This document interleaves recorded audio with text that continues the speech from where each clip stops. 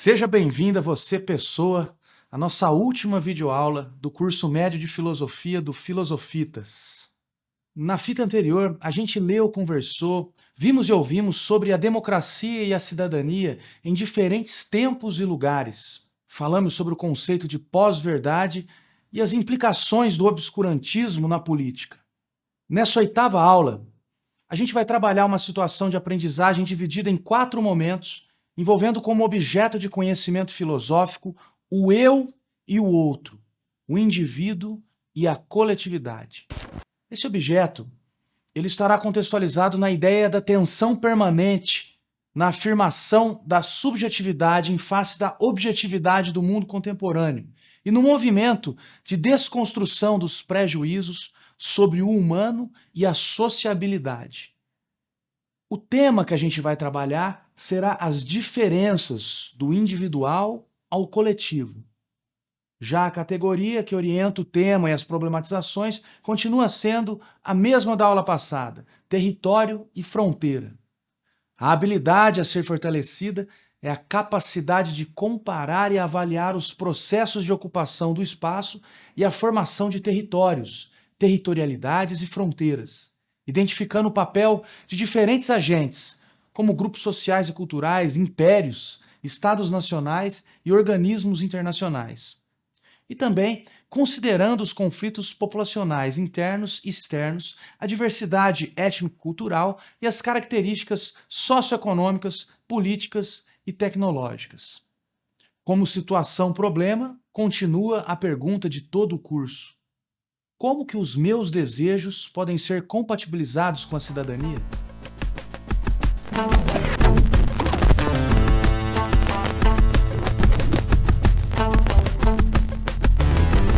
O tema das diferenças será explorado nessa videoaula, passeando pelas tendências ou áreas filosóficas da ética, da metafísica e da política.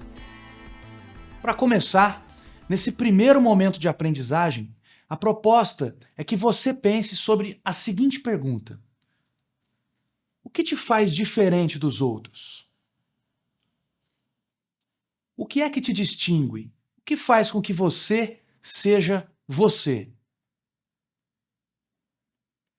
Quais características e combinações te compõem?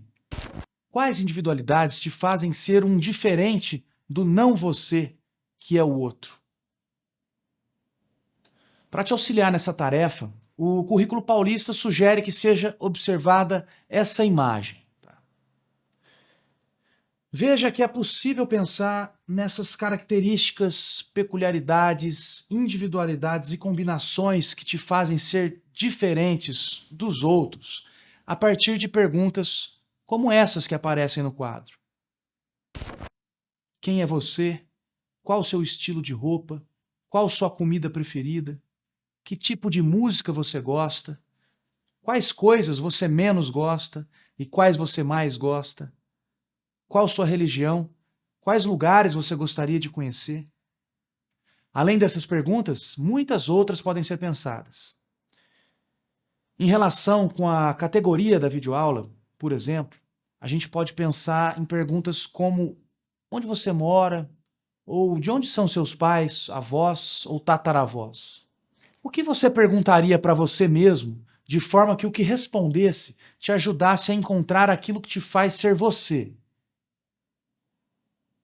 A ideia aqui é que você faça um esquema gráfico ou um infográfico aos moldes do quadro que a gente acabou de ver. Uma sugestão é que você coloque imagens que possam representar as perguntas que você acha significativas e se utilize da parte textual respondendo essas perguntas. Para além dessa sugestão, é importante que você fique à vontade para criar o infográfico da maneira que lhe ocorrer.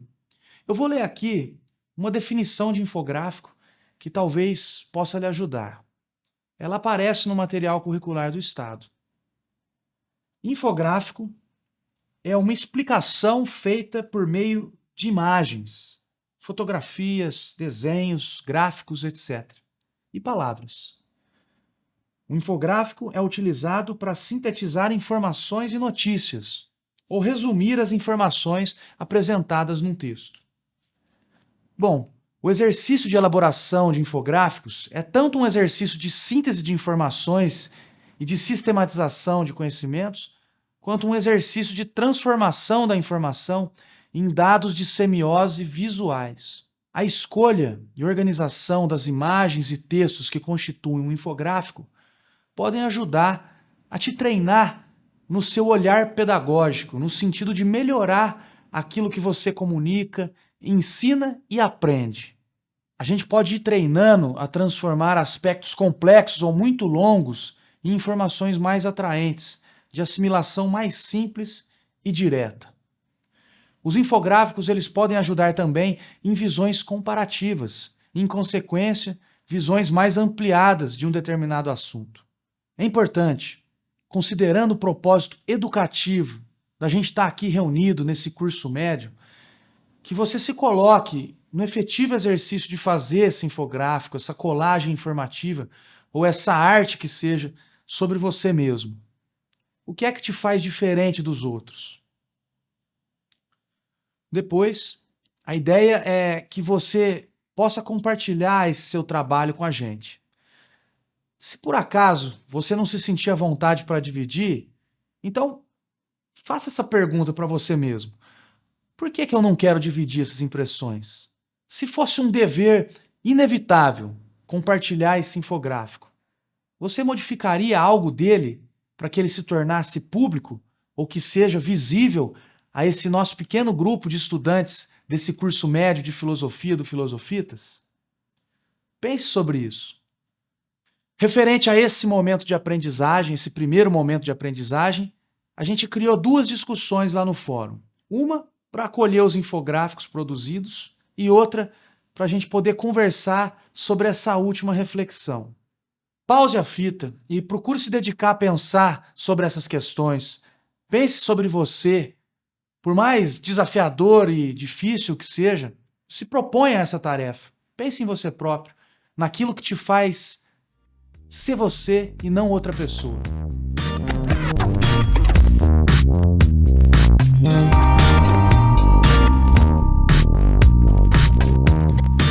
Nesse segundo momento da fita aula, vamos continuar nos aproximando das diferenças. Não sei se você reparou, mas no primeiro momento de aprendizagem, ao invés da pergunta quem é você? Ou o que faz de você ser você?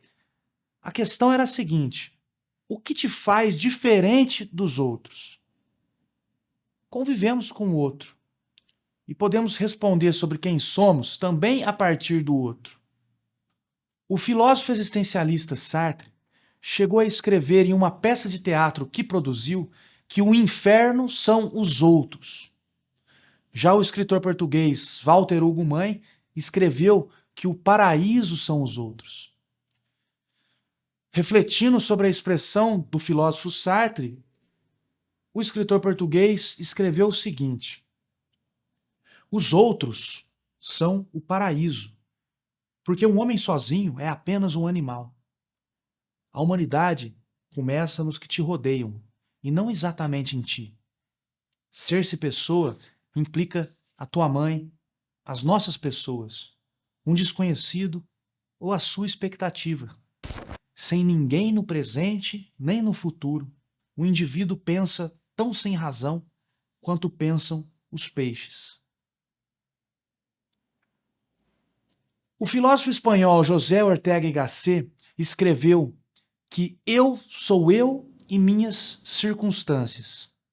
E as circunstâncias envolvem o outro pessoa, o outro lugar, o outro externo que nos delimita em lugares, espaços, culturas e geografias. Ainda que alguns, como o Beatle John Lennon, tenham cantado e acreditado em um mundo ou em um planeta com peculiaridades culturais, mas sem nações e sem bandeiras, isso não foi suficiente para que deixássemos de viver submetidos aos marcos políticos dos estados, fronteiras e territórios. A gente chama de estrangeiro aquele que é de outro país, que vem de outra nação, que tem outra bandeira. Por derivação, também falamos estrangeiro para chamar aquele que consideramos não pertencer a uma região, uma classe ou um meio. É um forasteiro, alguém que é de fora, não de dentro. É um estranho. Não é incomum que alguém, quando chama ou pensa uma outra pessoa de estrangeiro ou forasteiro, acabe pensando junto com prejuízos e preconceitos sobre o humano e as diferenças que compõem esse nosso coletivo de humanos. Quais pensamentos e sentimentos te chegam sobre isso? Você poderia contar alguns exemplos que ilustrem essa questão do prejuízo e do preconceito com o estrangeiro? Compartilha com a gente lá no fórum. Seguindo, o escritor uruguaio Eduardo Galeano, em seu livro O Caçador de Histórias, escreveu uma micro-história chamada justamente Estrangeiro. Em menos de 10 linhas, ele nos faz pensar na diversidade humana e nas diferenças que nos permeiam, passando pela religião, pela música, carros, agricultura, energia, comida, literatura, ciência, filosofia, política e cultura. Eu vou ler aqui essa micro-história. Estrangeiro. Num jornal do bairro do Raval, em Barcelona, uma mão anônima escreveu: "O teu Deus é judeu, a tua música é negra, o teu carro é japonês, a tua pizza italiana, o teu gás é argelino, o teu café é brasileiro. A tua democracia é grega, os teus números são árabes, as tuas letras são latinas. Eu sou teu vizinho, e ainda me chamas de estrangeiro?" O estranho e o diferente, por mais que achemos estranho isso, eles também habitam o que consideramos e chamamos de comum e de igual. Há muitas diferenças, mas também muitas semelhanças em meio à multiplicidade do coletivo. Como é o olhar que você direciona ao outro? Como que é o olhar que você direciona a você mesmo? Como que esses olhares eles se relacionam? Voltando ao escritor Walter Ugumãe, ele falou dos outros enquanto paraíso e também escreveu o seguinte em um livreto chamado justamente O Paraíso São os Outros. Veja só. As pessoas são tão diferentes. Aprecio muito que o sejam. Fico a pensar se me acharão diferente. Adoraria que achassem. Ser tudo igual é característica de azulejo na parede. E mesmo assim, há quem misture. As pessoas têm suas diferenças e são muito diferentes. Mas não seria verdade também que as pessoas têm suas semelhanças e são iguais em muitas coisas? E sendo iguais, não existiriam aquelas que são ainda mais iguais entre si do que iguais com outros grupos? O fotógrafo holandês Hans Eikenboom, que esteve na Bienal de Arte em São Paulo em 2012, investiga essa igualdade entre os humanos. Andando pelas ruas das principais cidades do mundo desde 1992, ele registra pessoas caminhando e depois agrupa essas fotos de forma que a gente possa perceber padrões entre pessoas das mais variadas. Veja só alguns desses agrupamentos de fotos. Nos materiais dessa fita aula, há 2 links para vídeos que ilustram um pouco do trabalho do fotógrafo, sendo um deles uma entrevista na 30ª Bienal de Artes.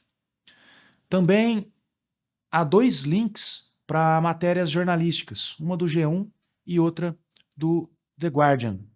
Dê uma pausada, veja as matérias e assista aos vídeos. Vale a pena. E aí?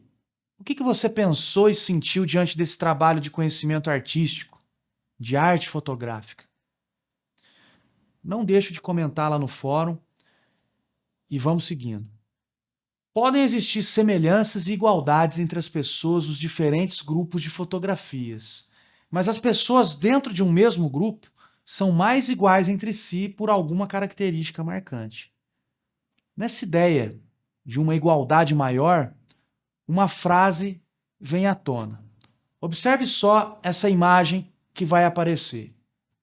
Nesse desenho no guardanapo, feito pelo Emerson Costa, um grupo de pessoas rodeia uma provável personalidade famosa, enquanto um dos indivíduos tira uma selfie com ela.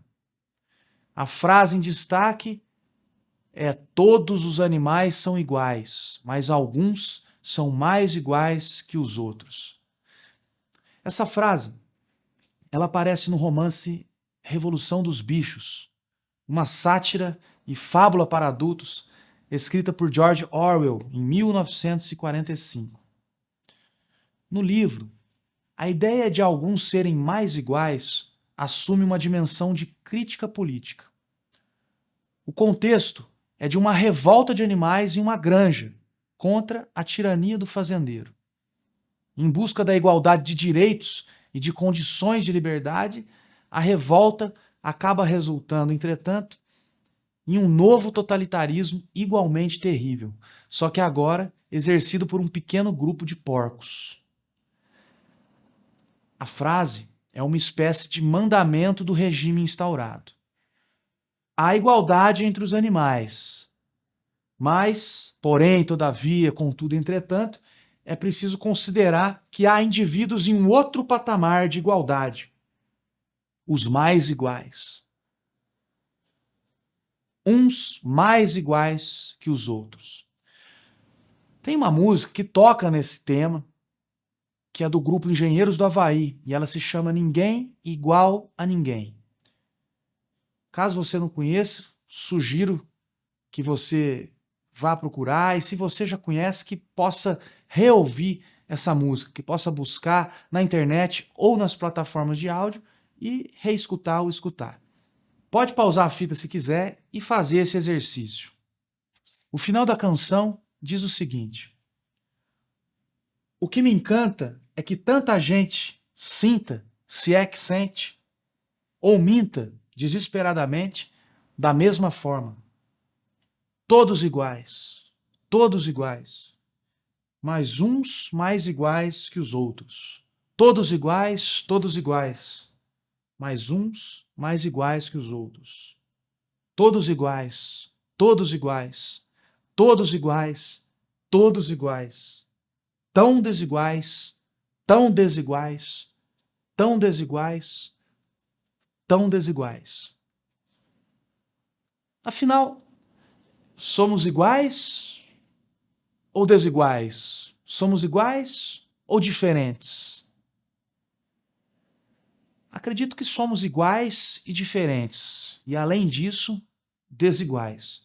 Em um artigo da Teresa Venturoli na internet, no site do Guia do Estudante da editora Abril, aparece que em 2015, veja só, a desigualdade econômica no mundo se refletia no fato de 1% da população mundial deter metade da riqueza do planeta. Em números absolutos, ainda mais impactantes talvez, há o fato de que as 62 pessoas mais ricas do mundo concentrariam a mesma riqueza de cerca de 3 bilhões e 600 milhões de pessoas em situação de pobreza. Somos iguais, desiguais, uns mais iguais que os outros, diversos, singulares e diferentes. Somos indivíduos misturados à coletividade e somos uma coletividade misturada a indivíduos. Também somos coletividades, no plural, ainda que a gente possa admitir uma coletividade planetária, no singular, de seres humanos que habitam o planeta Terra. Como atividade final desse momento de aprendizagem, a proposta é que você volte à discussão do fórum do momento anterior e busque os pontos em comum que existem entre você e outras pessoas. Ao mesmo tempo, que você possa listar também as diferenças. Essa atividade, ela vai estar aberta durante todo o tempo de duração do curso. Pode ser que logo depois de você ver e ouvir essa parte da fita, não existam muitos infográficos ainda no fórum para comparar. Por isso, é importante saber que a discussão vai estar aberta por mais algumas semanas. Então fique tranquilo, fique tranquila e vá acompanhando. Na suposição de que esse comparativo não possa ser feito, não importa. Olhe ao seu redor, observe-se, observe aqueles que te cercam, suas vizinhanças existenciais. Não somente as pessoas, mas também as suas ideias, os seus pensamentos, os objetos, os hábitos. O que há de igualdade e diferença, de individual e coletivo nas suas vizinhanças? Quais coletivos você compõe? E o que te diferencia? E o que te torna igual? Te diferencia e te torna igual ao quê? A quem? Finalizamos esse momento com essa série de perguntas. Compartilhe suas impressões, pensamentos e sentimentos nos nossos espaços de troca.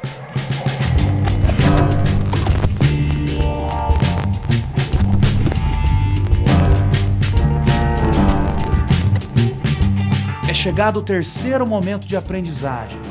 E a proposta aqui é refletirmos sobre o coletivo que formamos enquanto cidadãos de uma cidade, de um estado, de um grupo social, de uma sociedade.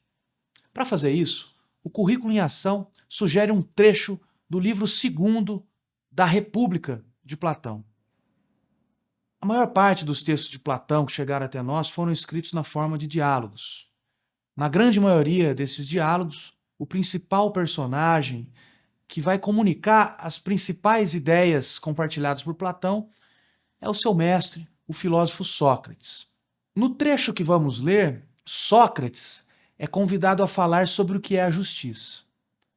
Conversando mais diretamente com Adimanto, ele propõe uma relação entre a grande justiça e a pequena justiça. A grande justiça estaria ligada ao coletivo da cidade, enquanto a pequena justiça estaria ligada ao cidadão. Nesse escrito de Platão, a pequena justiça é considerada um reflexo da grande justiça. Vamos ler o texto então. Sócrates começa. A busca que executamos não é de pouca importância, mas exige, em minha opinião, grande sutileza de espírito. Ora, dado que esta qualidade nos falta, vou dizer como julgo que deve ser certo proceder. Se pessoas com visão pouco apurada fossem ordenadas a ler de longe letras escritas em caracteres miúdos, e uma delas descobrisse que essas mesmas letras se encontram escritas em outro lugar, só que em grandes caracteres e num espaço maior, ninguém duvidaria de que seria mais fácil ler primeiro as letras grandes para depois examinar as miúdas, para ver se são de fato iguais. Adimanto então diz: certamente. Mas Sócrates, que tem isso a ver com a investigação a respeito da natureza da justiça? A justiça é, como declaramos, Adimanto, um atributo não apenas do indivíduo, mas também de toda a cidade? Sim, Sócrates. E a cidade não é maior que o indivíduo? Claro. Logo, numa cidade, Adimanto, a justiça é mais visível e mais fácil de ser examinada. Assim, se quiser, começaremos por procurar a natureza da justiça nas cidades. Em seguida, procuraremos no indivíduo, para descobrirmos a semelhança da grande justiça com a pequena. Estou de acordo, Sócrates. E Sócrates continua. Porém, se estudarmos o nascimento de uma cidade, não observamos que aparece nela tanto a justiça quanto a injustiça? É possível. E Sócrates continua. O que causa o nascimento de uma cidade, penso eu, é a impossibilidade que cada indivíduo tem de se bastar a si mesmo e a necessidade que sente de uma porção de coisas. Ou você julga que existe outro motivo para o nascimento de uma cidade, Adimanto? Não, Sócrates, acho que não. Portanto, um homem se une a outro homem para determinado emprego, outro ainda para outro emprego, e as múltiplas necessidades reúnem na mesma residência um grande número de associados e auxiliares. A essa organização nomeamos de cidade. Exatamente. Então, nesse diálogo, Sócrates, comunicando as ideias também de Platão, coloca que os homens se reúnem ou se agrupam por necessidade. Uns precisamos dos outros. A vida humana, na cidade, é composta por várias necessidades e possibilidades. Há quem cuide da energia elétrica, outros do tratamento da água, outros da saúde em seus vários atendimentos, uns do lixo, outros da agricultura, outros dos transportes, dos cuidados das casas e dos prédios públicos, das leis, das religiões e assim por diante. O indivíduo compõe e forma o tecido social da sociedade, do coletivo. Ao mesmo tempo, o coletivo e o tecido social da sociedade moldam e influenciam a formação e o desenvolvimento do indivíduo. Até onde você acha que podemos pensar que vai o indivíduo? Até onde vai a sociedade? Até onde a sociedade não está a expressar o indivíduo e o indivíduo não está a se expressar conforme a sociedade?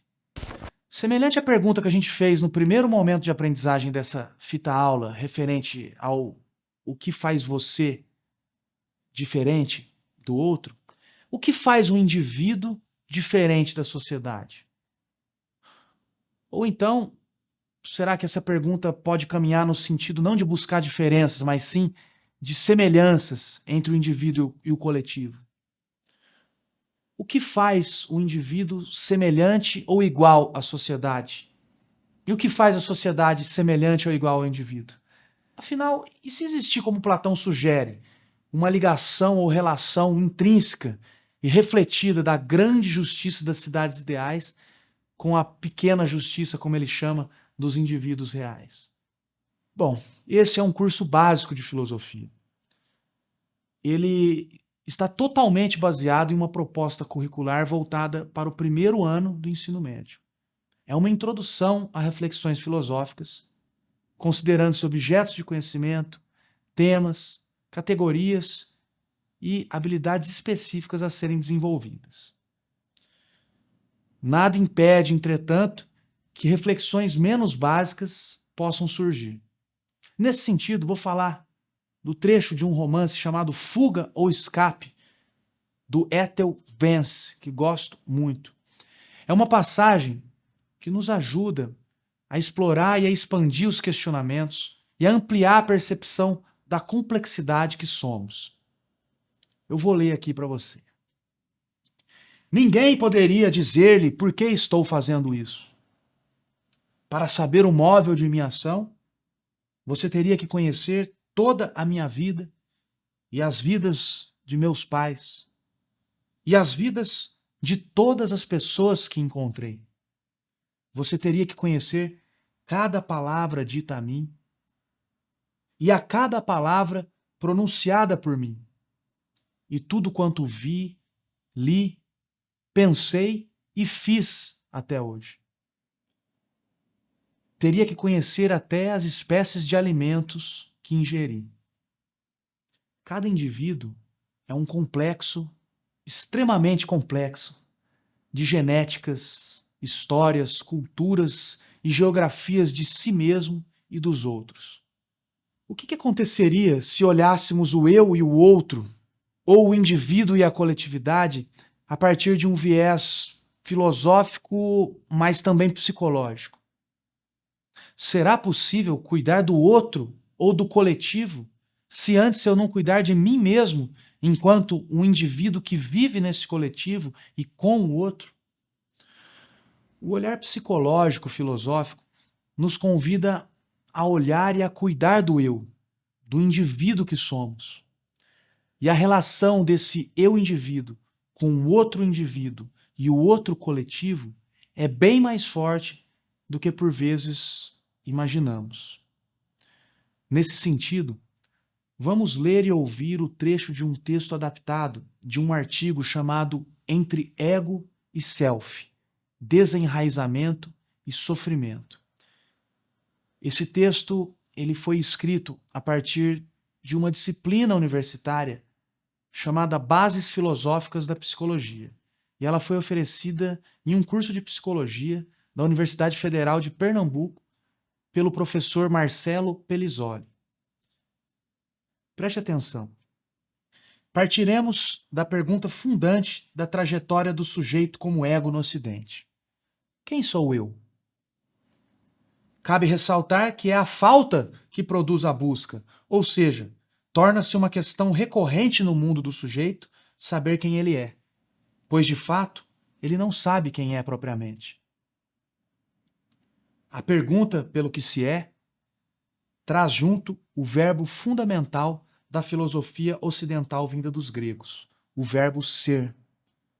Somos uma tradição nomeadora, classificadora, identificadora, muito em vista do pretenso controle da realidade que nos escapa, a alteridade. A pergunta pelo ser remete à pergunta do que é o mundo, o que são as coisas e se há alguma essência, tanto das coisas quanto do eu. Achar a essência é achar o ser, o âmago, aquilo que faz uma coisa ser o que ela é. Esse discurso está no contexto da metafísica, da ontologia, da base da filosofia. De volta à pergunta quem sou eu? Ela revela, como dissemos, uma busca. A busca pela identidade. Visto que nos encontramos numa vida altamente mutável e que a morte é parte intrínseca da mesma. Busca-se a identidade no mundo das coisas.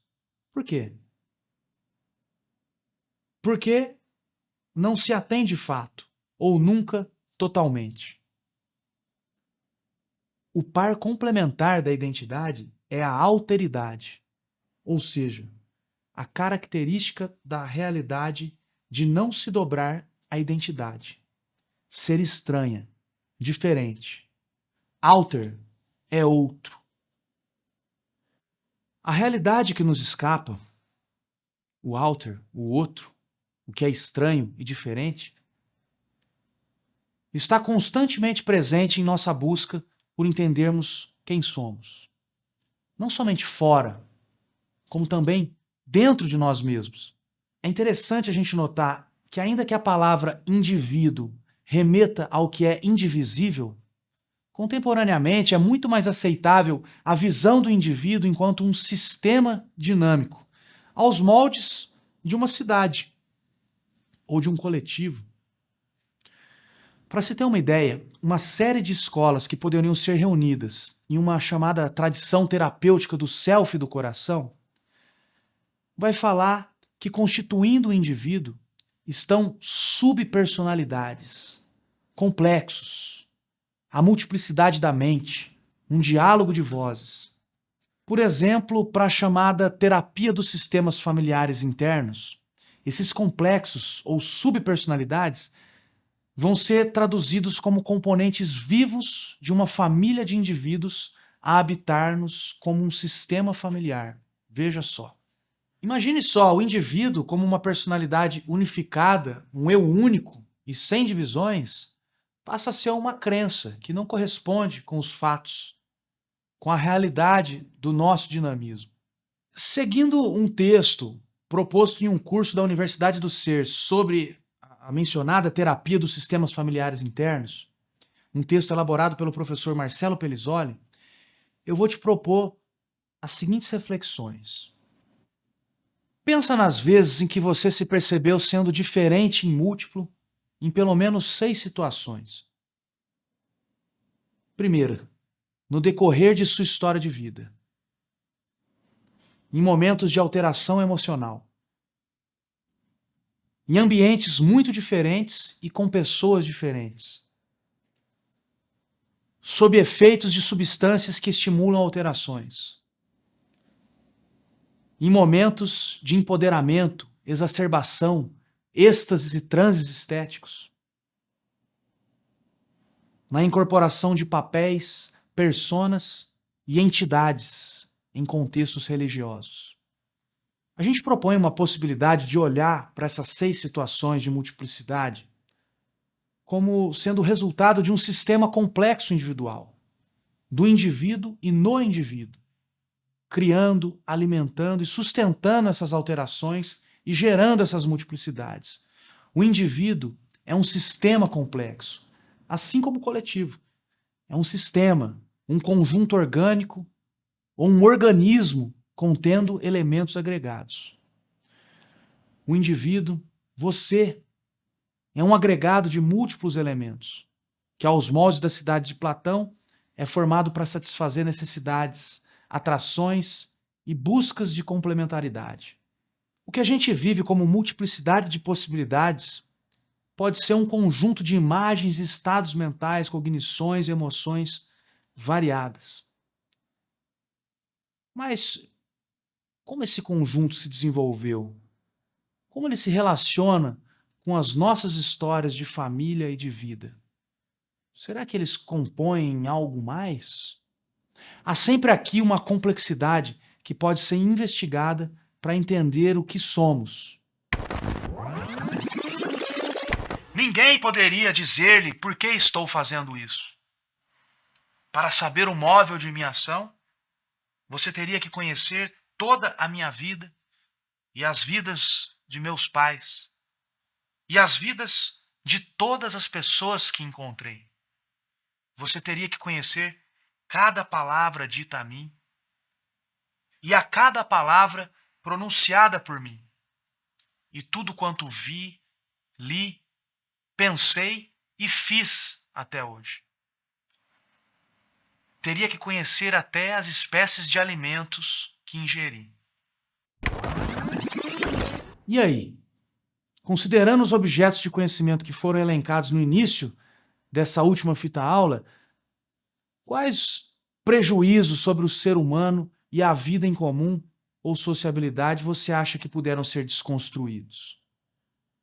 E quais aspectos você destacaria sobre a tensão entre subjetividade do eu e objetividade do mundo contemporâneo? Proponho que a gente converse sobre isso em nosso fórum de discussões.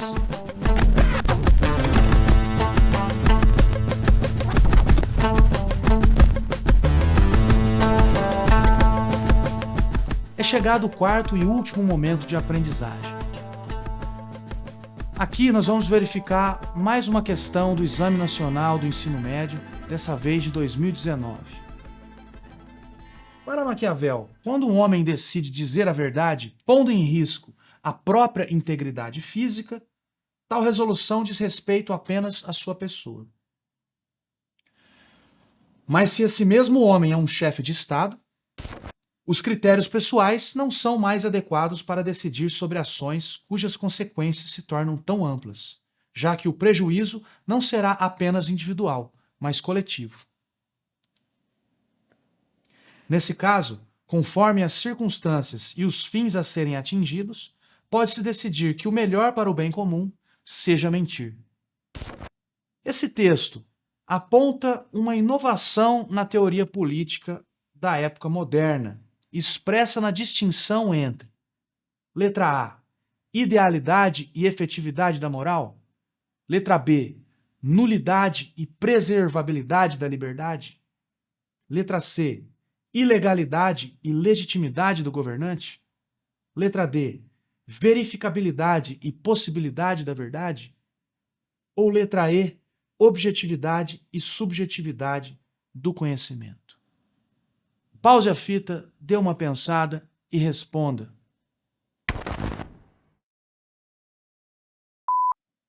A resposta correta é a letra A. Maquiavel participa da fundação da filosofia política moderna, estimulando a ideia de que os fins e circunstâncias podem justificar a adoção de meios moralmente inadequados. Estimula-se algo da separação entre a ética e a política. No caso do exemplo, menciona-se que se para um governante contar a verdade isso acabaria por prejudicar um coletivo de governados, então seria melhor mentir. O que você acha sobre isso? Os fins devem continuar a justificar os meios? Como os meios poderiam ser vistos indissociados dos fins? Como a ética se uniria à política na relação eu-outro e indivíduo-coletivo? Bom, como sempre tem sido nesse curso, espero você lá nas discussões.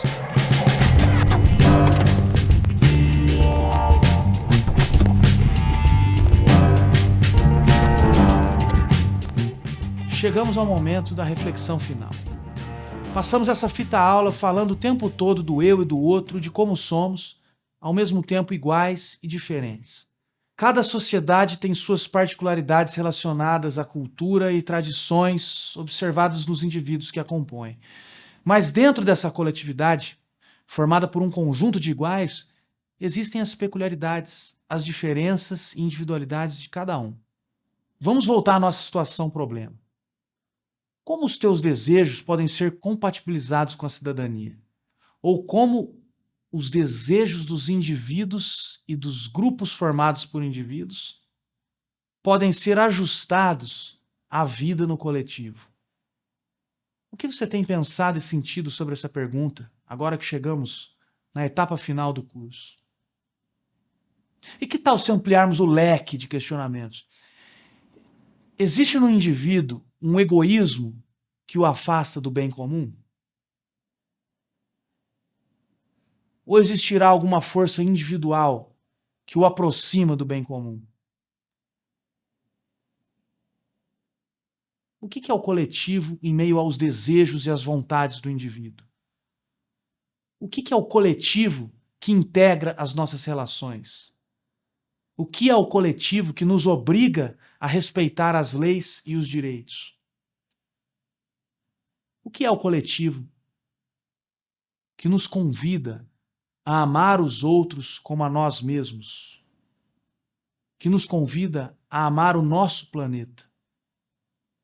E como é a relação entre o indivíduo e a coletividade nos modelos de relações econômicas excludentes e desiguais em que a maioria da humanidade hoje vive e sobrevive?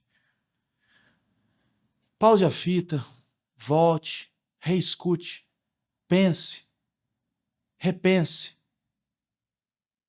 revisite as outras fitas e venha até o nosso fórum, participe das discussões.